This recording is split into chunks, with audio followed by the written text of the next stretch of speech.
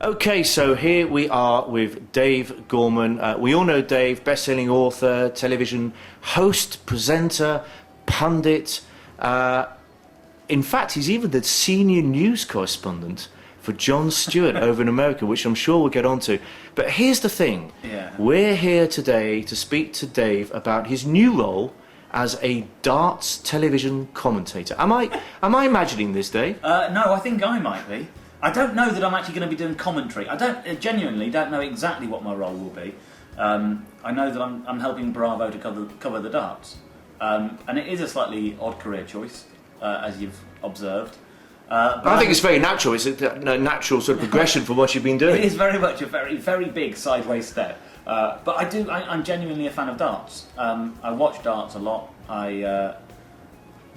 I went to a couple of tournaments. I think when I was at one of the tournaments, a cameraman picked me out in the crowd or something. I got home that night and on Twitter, lots of people were going, "Were you at the darts?"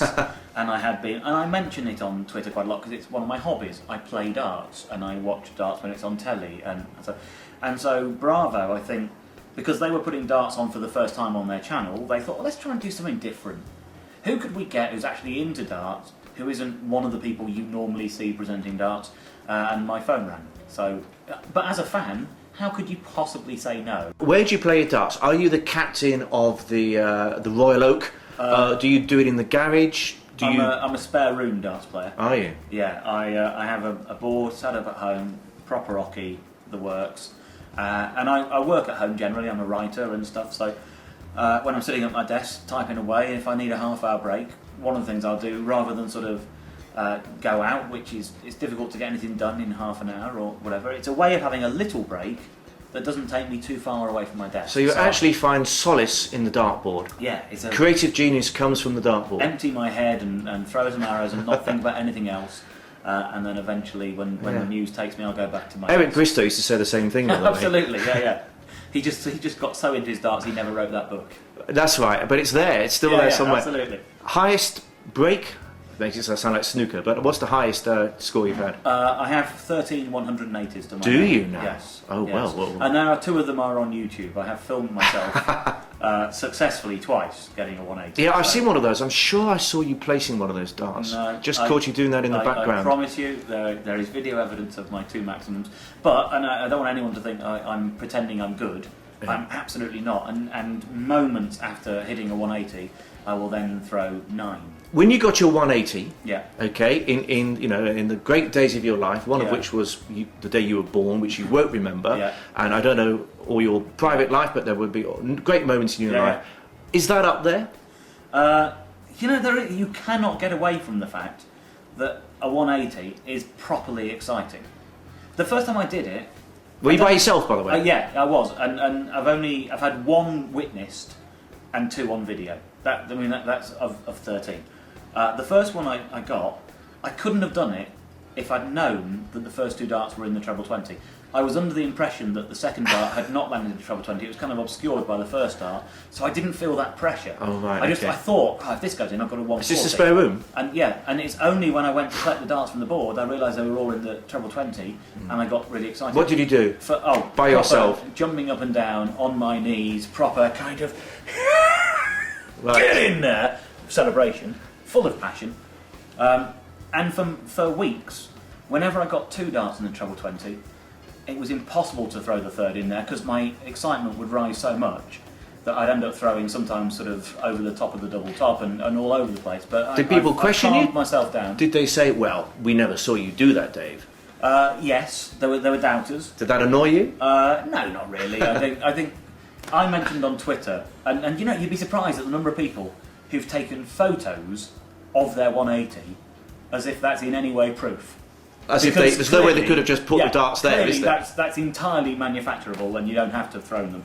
But I have taken a photo of my 180s and I know lots of other people have as well.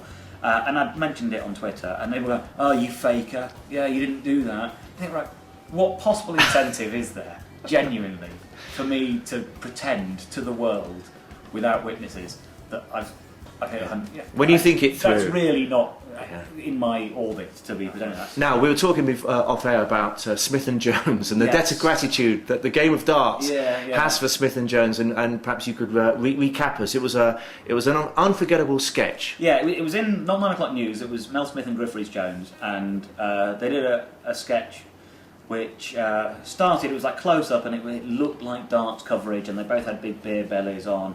And the first player would be, oh yeah, he's going for, yeah, it's a double scotch. And he'd neck his scotch, and there were pints, and it was basically two men drinking. And they used to drink alcohol on stage. When I was a kid watching darts, and I remember watching John Lowe get the first ever televised 9-dart game, and I remember seeing Keith Deller come through as a qualifier and win the World Championship and stuff, and that's what I was feasting on as a kid. It is insane to think they were drinking and smoking on stage while playing sports. And being professional sportsmen. At the same time. What could be better? And kids were watching it and thinking this was great as well. And I was amongst them. And then that Not 9 o'clock news sketch came along and made everyone think, yeah, that's dart players for you, big fat knackers who smoke. And you know what? Some of them drink, but there are also...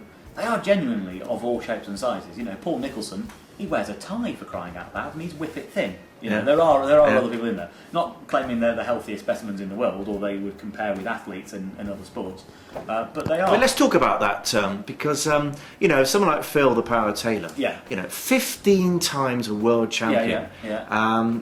That is phenomenal. Now, you know, he doesn't look like Usain Bolt, but he's an athlete. He's a sportsman for his eye-to-hand coordination, absolutely. and to deal with the pressure as well. Yeah, it is a mind game, and you practice by yourself playing darts. You will be better than playing against somebody else, even in a pub. When it comes down to double 16 and you win the match, you will find the pressure gets to you, and to control that and to be on top of that. And I've got no time for the people who say it's not a sport. I think, of course it is.